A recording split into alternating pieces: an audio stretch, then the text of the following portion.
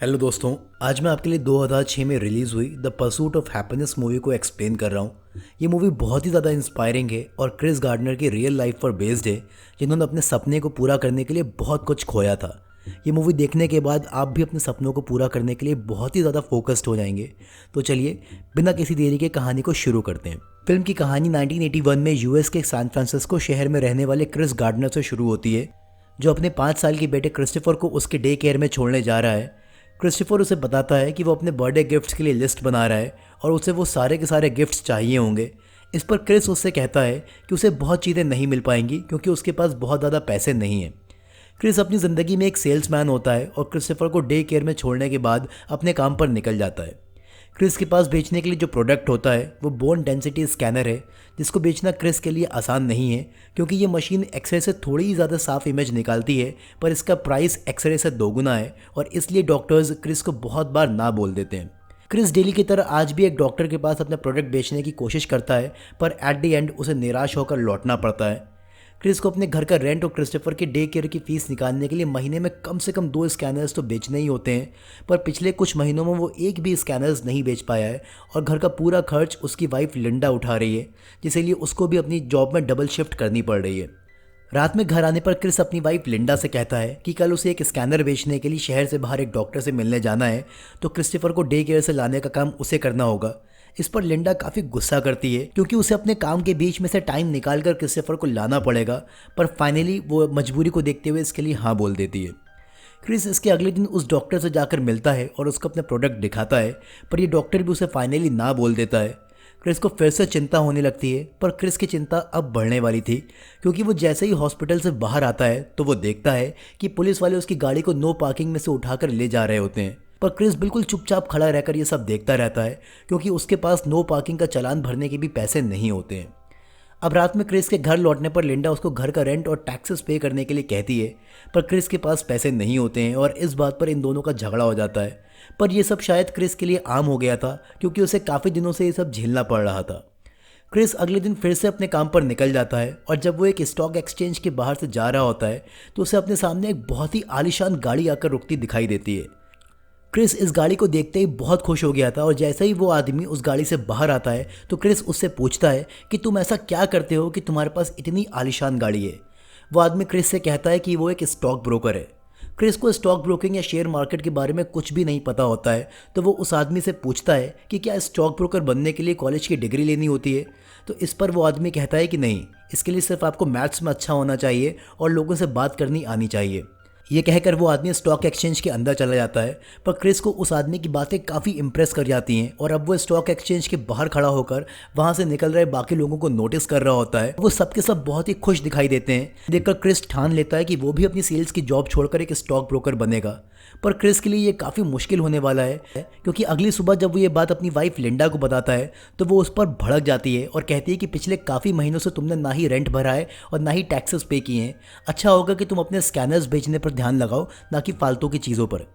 Chris को लिंडा की ये बातें काफ़ी बुरी लगती हैं, पर वो इसे अपना बुरा वक्त समझकर चुप रहता है। लेकिन वो अभी भी कहीं ना कहीं स्टॉक ब्रोकर बनने के लिए इंटरेस्टेड होता है और अगले दिन दोबारा से उसी स्टॉक एक्सचेंज डीन विटर के बाहर पहुंच जाता है। क्रिस यहाँ पर गेट पर लगा एक नोट पढ़ता है जिस पर लिखा होता है कि यहाँ इंटर्नशिप के लिए फॉर्म भरे जा रहे हैं। क्रिस को ये देखकर कुछ हो पाती है और वो अंदर जाकर इसके बारे में पता करना चाहता है, पर उसके हाथ में उसका स्कैनर होता है। क्रिस को लगता है कि उसे स्कैनर लेकर अंदर नहीं जाना चाहिए, तो वो अपना स्कैनर ऑफिस के बाहर खड़ी एक स्ट्रीट परफॉर्मर को दे देता है। क्रिस इस स्ट्रीट परफॉर्मर को कुछ देर के लिए उसका प्रोडक्ट अपने पास रखने के लिए कहता है और साथ ही में उसको $1 भी देता है और कहता है कि बाकी के पैसे वो बाहर आने के बाद दे देगा। ये कहकर क्रिस उस ऑफिस के अंदर चला जाता है। अंदर जाने पर क्रिस की मुलाकात टीम ब्रॉफी से होती है, जो कि डीन विटर का रिसोर्स डिपार्टमेंट देखते हैं। टिम क्रिस को एप्लीकेशन फॉर्म देते हुए समझाता है कि उसे यह भरकर डीन विटर के मेन ऑफिस में जे ट्विसल को सबमिट करना होगा। यह सिर्फ एक ब्रांच ऑफिस है। टिम उसको भी समझा ही रहा होता है और इतने में ही क्रिस की खिड़की के बाहर नज़र पड़ती है और वो उस स्ट्रीट परफॉर्मर को उसका स्कैनर लेकर भागते हुए देखता है। ये देखते ही क्रिस के होश उड़ जाते हैं और वो तुरंत ऑफिस से बाहर आकर उस स्ट्रीट परफॉर्मर को पकड़ने के लिए उसके पीछे दौड़ता है, पर क्रिस तब भी उसे पकड़ नहीं पाता है और वो लड़की मेट्रो में बैठकर निकल जाती है। क्रिस काफ़ी हताश होकर अपने घर आ जाता है, लेकिन आज पूरी रात उसे नींद नहीं आती है। इसके अगले दिन क्रिस अपने बेटे को डे केयर में छोड़ने के बाद डीन विटर के मेन ऑफिस में जाता है। आज भी उसके हाथ में स्कैनर होता है, पर इस बार वो कोई भी रिस्क नहीं लेता और स्कैनर लेकर ही ऑफिस के अंदर जाता है। क्रिस यहाँ जे ट्विसल को अपना एप्लीकेशन फॉर्म सबमिट करता है और उनसे पर्सनली बात करना चाहता है, पर जे के पास अभी टाइम नहीं होता है और वो क्रिस से कहता है कि वो उसे कॉल करेगा। क्रिस अब ऑफिस के बाहर आकर टेलीफोन बूथ से अपने स्कैनर को बेचने के लिए एक डॉक्टर से बात कर रहा होता है और तभी उसे वो स्ट्रीट परफॉर्मर किसी आदमी के साथ उसका स्कैनर लेते हुए जाती दिखाई देती है। क्रिस बिना एक सेकंड गवाए उस स्ट्रीट परफॉर्मर और आदमी के पीछे दौड़ता है और उनसे अपना स्कैनर वापस छीन लेता है। क्रिस को अब थोड़ा रिलीफ मिलता है क्योंकि एक स्कैनर उसके घर के पूरे महीने की ग्रॉसरी ला सकता है। अब लगभग एक महीना और बीत जाता है जिसमें ना ही क्रिस का कोई स्कैनर बिका होता है और ना ही उसे डीन विटर से कोई फ़ोन आया होता है। और इस बीच क्रिस और लिंडा की फिर से लड़ाई होती है जिसमें लिंडा उसको पैसे ना कमाने के लिए काफ़ी उल्टा सीधा बोलती है। क्रिस के कुछ नहीं सूझता है तो वो दोबारा से डीन विटर के मेन ऑफिस के बाहर पहुंच जाता है और जे ट्विसल से मिलता है। जे को अब तक क्रिस के बारे में याद नहीं था और क्रिस जे को याद दिलाता है कि उसने एक महीने पहले इंटर्नशिप के लिए उसे एप्लीकेशन दी थी, पर जे अभी भी जल्दी में होता है और कैब लेकर जा रहा होता है। क्रिस अभी जे से बात करना चाहता है और उससे बहाना करता है कि वो भी उसी रास्ते पर जा रहा है जिस पे वो जा रहा है, तो क्या वो उसके साथ राइड शेयर कर सकता है, जिस पर जे मान जाता है। क्रिस कार में बैठकर जे को इम्प्रेस करने के लिए गाड़ी में उसे बताता है कि वो कभी कॉलेज नहीं गया है, पर वो मैथ्स में काफ़ी अच्छा है और ऊपर से वो एक सेल्समैन भी है, तो उसको लोगों से बात करने भी अच्छे से आती है। पर जे क्रिस की बातों पर ध्यान नहीं दे रहा होता है और रूबिक्स क्यूब को सॉल्व कर रहा होता है। जे काफ़ी टाइम लगाता है पर वो उसे सॉल्व नहीं कर पाता है। क्रिस अब जे को इम्प्रेस करने के लिए उससे कहता है कि वो रूबिक्स क्यूब उसे दे दे और वो उसे सॉल्व कर देगा। जे के रूबिक्स क्यूब देने के बाद क्रिस काफ़ी टाइम लगाता है पर एट द एंड उसे सॉल्व कर देता है, जिसे देखकर जे काफ़ी इम्प्रेस होता है। पर अब तक जे का स्पॉट आ गया था और वो क्रिस को बाय बोलकर निकल जाता है। और अब आती है क्रिस के लिए एक बड़ी मुसीबत, क्योंकि उसके पास टैक्सी वाले को देने के लिए पैसे नहीं होते हैं। क्रिस पहले तो टैक्सी ड्राइवर को इधर उधर घुमाता है और फिर अपना स्कैनर उठाकर उसको बिना पैसे दिए सॉरी बोलकर भागने लगता है। वो टैक्सी ड्राइवर भी पूरी जान लगाकर क्रिस के पीछे भागता है, पर क्रिस भागते भागते मेट्रो स्टेशन तक पहुंच गया था और मेट्रो में घुसकर वहां से जाने लगता है। पर क्रिस कुछ सेकंड्स लेट हो गया था, जिससे मेट्रो का गेट बंद होते वक्त उसका स्कैनर अंदर नहीं आ पाता है और वो बाहर ही छूट जाता है। क्रिस का इस बात पर मूड खराब हो जाता है। क्रिस को अब घर आते आते काफ़ी लेट हो गया था और वो घर जाने से पहले एक टेलीफोन बूथ से लिंडा को फ़ोन लगाकर उसका और क्रिस्टोफर का हालचाल लेता है। और अब उसके कानों को वो सुनाई देने वाला था जो उसने लाइफ में कभी एक्सपेक्ट नहीं किया था। लिंडा क्रिस का फ़ोन उठाकर बोलती है कि वो उससे तंग आ गई है और क्रिस्टोफर को लेकर अभी इस कॉल के बाद ही घर छोड़कर जा रही है। क्रिस ये सुनकर बिल्कुल हिल सा जाता है और भागते भागते अपने घर तक आता है, लेकिन तब तक लिंडा क्रिस्टोफर को लेकर जा चुकी होती है। क्रिस इस टाइम पर काफ़ी परेशान हो जाता है और उसके घर के टेलीफोन पर घंटी बजती है। क्रिस को लगता है कि ज़रूर लिंडा का फ़ोन होगा। वो दौड़कर फ़ोन उठाता है, पर ये फ़ोन लिंडा का नहीं था बल्कि जे ट्विसल का होता है, जो क्रिस से कहता है कि हम सारे इंटर्न्स का इंटरव्यू ले रहे हैं और परसों सुबह आकर तुम मुझसे मिलो।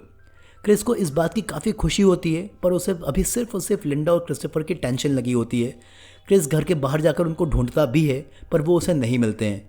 क्रिस आज रात फिर से परेशान रहता है और अगली सुबह ही लिंडा के ऑफिस के बाहर जाकर उससे मिलता है। क्रिस लिंडा को साथ में रहने के लिए काफ़ी समझाता है, पर वो नहीं मानती है और कहती है कि क्रिस्टोफर को अपने पास ही रखेगी। तो इस पर वो उसे साफ साफ कह देता है कि उसे जाना है तो जाए, पर क्रिस्टोफर सिर्फ उसके साथ रहेगा। इसके कुछ देर बाद ही क्रिस क्रिस्टोफर को डे केयर में से लेकर अपने घर पर ले जाता है। रात में क्रिस क्रिस्टोफर के लिए डिनर बना रहा होता है और इसी टाइम पर लैंडलॉर्ड आकर उससे घर का रेंट मांगता है। और जब क्रिस उससे कुछ दिन का टाइम और मांगता है तो वो कल सुबह उसे घर खाली कर देने के लिए कहता है, क्योंकि उसे यह घर पेंट कराना है। क्रिस के लिए अभी क्रिस्टोफर को लेकर घर छोड़ना बहुत मुश्किल था, तो वो लैंडलॉर्ड से कहता है कि आप मुझे बस एक हफ्ते का टाइम और दे दीजिए और इस मकान को मैं खुद से पेंट कर दूंगा, जिस पर लैंडलॉर्ड अग्री कर जाता है। क्रिस इसके बाद बिना मौका गवाए मकान को पेंट करना शुरू कर देता है, पर शाम में पुलिस आकर उसको अपने साथ ले जाती है, क्योंकि उसने काफ़ी टाइम से नो पार्किंग के पैसे नहीं भरे थे। पुलिस वाले क्रिस को बताते हैं कि उसको कल सुबह 9:30 बजे तक जेल में रहना पड़ेगा। ये बात सुनकर क्रिस उन पर भड़क जाता है और उनसे कहता है कि वो ऐसा नहीं कर सकते, क्योंकि कल सुबह 10:15 पर उसका एक इंटरव्यू है और रात में उसे अपने बच्चे का ख्याल भी रखना है। पर पुलिस वालों पर उसकी बात का कोई फ़र्क नहीं पड़ता है और अब क्रिस के लिए काफ़ी मुश्किल था। क्रिस को इस टाइम पर कुछ नहीं सोचता है, तो वो मजबूरी में अपनी वाइफ लिंडा को फ़ोन लगाता है और कल शाम तक क्रिस्टोफर का ख्याल रखने के लिए कहता है। इसकी अगली सुबह क्रिस को एग्जैक्ट 9:30 बजे जेल से छोड़ा जाता है। क्रिस के लिए घर जाकर कपड़े चेंज करके इंटरव्यू के लिए जाना पॉसिबल नहीं था, क्योंकि उसके पास अब इतना टाइम नहीं बचा है। तो वो जेल से ही पेंट लगे कपड़ों में भागते हुए डीन विटर के ऑफिस में पहुंच जाता है। क्रिस अंदर जाकर 4 इंटरव्यूअर्स से मिलता है, जिसमें एक तो जे ट्विसल होता है और बाकी 3 नए लोग होते हैं। और ये चारों के चारों ही क्रिस को इन कपड़ों में देखकर हैरान थे, क्योंकि आज से पहले शायद कभी कोई इस हालत में इंटरव्यू देने नहीं आया था। इन चारों के पूछने से पहले क्रिस उन्हें अपनी कल शाम से लेकर अभी तक की सिचुएशन बता देता है और इसके बाद ही क्रिस का इंटरव्यू शुरू हो जाता है। क्रिस इंटरव्यू में पूछे गए हर सवाल का काफ़ी अच्छे से जवाब देता है और इंटरव्यू के बाद क्रिस को बाहर बैठकर वेट करने के लिए बोला जाता है। क्रिस काफ़ी देर तक बाहर बैठा रहता है और काफ़ी नर्वस होता है। जे बाहर आकर क्रिस को कॉन्ग्रेचुलेट करता है और कहता है कि उसने ये इंटरव्यू क्रैक कर लिया है और वो इंटर्नशिप के लिए आ सकता है। पर क्रिस अभी उतना खुश नहीं था, क्योंकि ये जॉब बहुत ही मुश्किल होने वाली थी, क्योंकि इस पूरे 6 महीने के इंटर्नशिप में सिर्फ 20 लोग होंगे और उन 20 में से सिर्फ एक को सिलेक्ट किया जाएगा और इस टाइम पीरियड में कोई भी सैलरी या कमीशन नहीं मिलेगा। और क्रिस को फिलहाल सबसे ज़्यादा चिंता अपने बेटे क्रिस्टोफर के लिए हो रही होती है कि वो बिना पैसों के उसका ख्याल कैसे रखेगा। क्रिस लेकिन अभी जय को क्लियरली मना नहीं करता है और कहता है कि वो इस बारे में सोच कर बताएगा। क्रिस वापस घर पर आकर सोच रहा होता है कि उसे अगर ये इंटर्नशिप करनी है तो अगले 6 महीने में उसे कम से कम 6 स्कैनर्स बेचने पड़ेंगे। और इसी टाइम पर लिंडा क्रिस्टोफर को लेकर उसके पास आती है। लिंडा क्रिस से कहती है कि उसकी बहन के बॉयफ्रेंड ने न्यूयॉर्क में एक रेस्टोरेंट खोला है और वो काम करने के लिए वहाँ शिफ्ट हो रही है और क्रिस्टोफर को अपने साथ लेकर जाना चाहती है। क्रिस उससे यहाँ फिर से बहुत ही क्लियर वर्ड्स में बोल देता है कि उसे जो भी करना है वो करे, पर क्रिस्टोफर सिर्फ और सिर्फ उसके साथ ही रहेगा। इसके बाद लिंडा और क्रिस फाइनली एक दूसरे से अलग हो रहे होते हैं और यहाँ ये दोनों ही थोड़े इमोशनल होकर उदास हो जाते हैं। क्रिस मन ही मन चाहता है कि लिंडा न्यूयॉर्क ना जाकर उसके साथ ही रहे, पर लिंडा अपना डिसीजन ले चुकी थी और वो वहाँ से निकल जाती है। लिंडा के जाने के बाद क्रिस सबसे पहले डीन विटर में फ़ोन लगाकर अपनी इंटर्नशिप के लिए कंफर्म कर देता है। इसके अगले दिन क्रिस क्रिस्टोफर को लेकर पास में बने एक होटल में शिफ्ट हो जाता है, जहाँ का किराया काफ़ी कम था। क्रिस अब अपनी इंटर्नशिप के शुरू होने से पहले फिर से अपनी सेल्स पर ध्यान देने लगता है और इस बार वो बहुत सी जगह क्रिस्टोफर को भी अपने साथ लेकर जाता है और अब किस्मत से उसका एक स्कैनर भी बिक जाता है, जिससे क्रिस को थोड़ी हिम्मत मिलती है। इसका अगला सीन डीन विटर का दिखाते हैं, जहाँ क्रिस बाकी इंटर्न्स के साथ बैठा होता है। यहाँ सारे इंटर्न्स को बुक्स दी जाती है और मार्केट के बारे में पढ़ाया जाता है, जिसमें इनको ये बताया जाता है कि हम आपको काफ़ी सारे फ़ोन नंबर्स देंगे और आपको उन नंबर्स पर फ़ोन लगाकर सेल करनी होगी और जो भी हमें सबसे पहले $8,000 का बिज़नेस करके देगा, ये जॉब सिर्फ उसी को मिलेगी।